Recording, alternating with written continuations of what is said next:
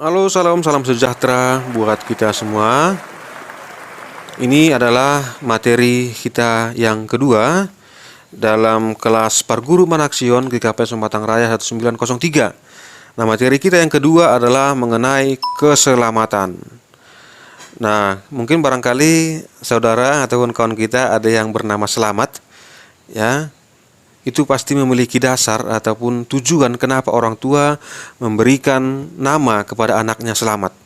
Nah, apakah Anda tahu arti selamat? Ya, kalau Anda tahu nanti bisa ditulis di kolom komentar video ini. Namun sebelumnya saya jelaskan pengertian ataupun dasar kata selamat.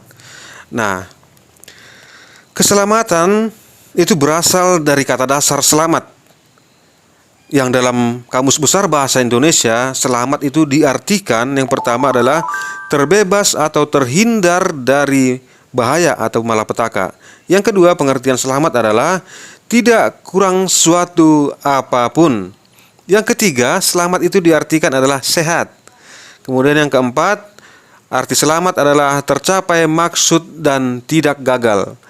Kemudian yang kelima, selamat dapat diartikan sebagai ucapan ataupun pernyataan yang mengandung harapan supaya sejahtera.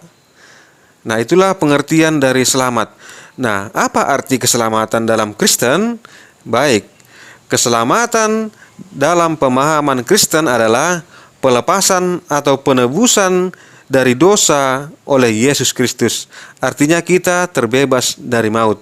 Itulah arti keselamatan menurut iman kepercayaan orang Kristen. Menurut kepercayaan Kristen, bahwa tidak ada orang yang dapat memperoleh keselamatan melalui usaha mereka sendiri, baik itu dengan ritual-ritual kita, baik itu dengan pengetahuan, baik dengan harta, bahkan dengan kepintaran, tidak akan bisa menyelamatkan kita dari dosa kita. Itulah sebabnya kita tidak perlu menyombongkan atas apa yang kita punya. Kita tidak perlu sombong dengan pengetahuan kita, karena bahwa sesungguhnya kita ini bukanlah apa-apa, sebab kita tidak bisa menebus dosa kita sendiri dengan apa yang kita punya. Hanya oleh darah Tuhan Yesus Kristus yang menyelamatkan kita dari dosa.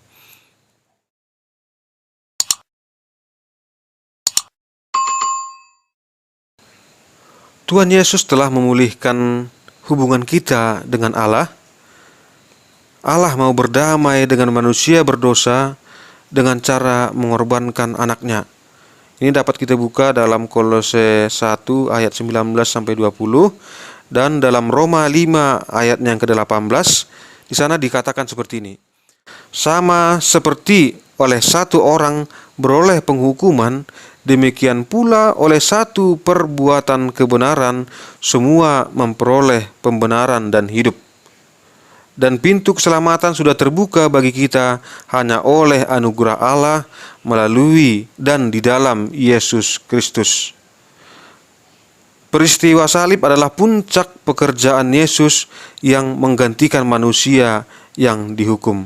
Kesimpulannya adalah bahwa kita bisa diselamatkan hanya karena darah Yesus yang dikorbankan untuk menyelamatkan kita dari dosa, untuk menyelamatkan manusia dari maut.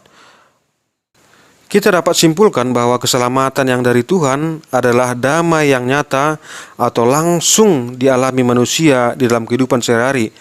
Allah sudah mengaruniakan Roh Kudus kepada orang yang percaya, seperti yang ada tertulis di dalam 1 Korintus 3 ayatnya yang ke-16. Dan oleh kuasa Roh Kudus, orang percaya akan mengalami sukacita, kekuatan, dan pengharapan di dalam pergumulan hidup.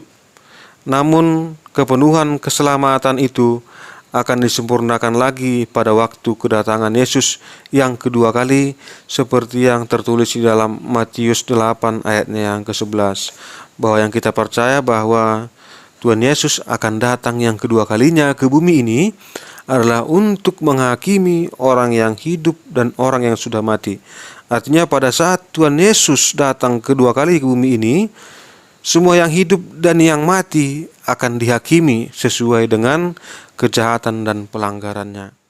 Bahwa dunia ini memberikan banyak tawaran-tawaran indah, termasuk iblis yang selalu mengintai kita, mengintai dalam pekerjaan kita, dalam kehidupan Anda bersekolah, dalam kehidupan bertetangga, dalam berteman, selalu kita diintai. Dan untuk mengulangi pembelajaran kita, maka ini ada tugas yang harus Anda selesaikan. Yang pertama, apakah pengertian keselamatan menurut iman Kristen? Ya, itu yang pertama. Yang kedua, bagaimanakah sikap orang yang sudah diselamatkan? Ya, hanya dua saja. Jawaban ini ditulis dalam selembar kertas, ditulis tangan ya, nggak usah diketik. Kemudian difoto dan dikirimkan ke WA saya. Dan itu adalah tugas yang kedua buat adik-adik kami yang mengikuti kelas Parguru Menaksihon secara daring ini. Semoga pembelajaran ini dapat memberikan pemahaman yang gampang buat Anda, sehingga apa yang kami sampaikan ini dapat bermanfaat dalam kehidupan sehari-hari. Demikian pembelajaran kita, semoga Tuhan memberikan kesehatan, tetap jaga kesehatan Anda, adik-adik kami, tetap ikuti protokol kesehatan, dan selalu berdoa kepada Tuhan untuk meminta keselamatan. Demikian pertemuan kita, semoga Tuhan menyertai kita semua. Shalom.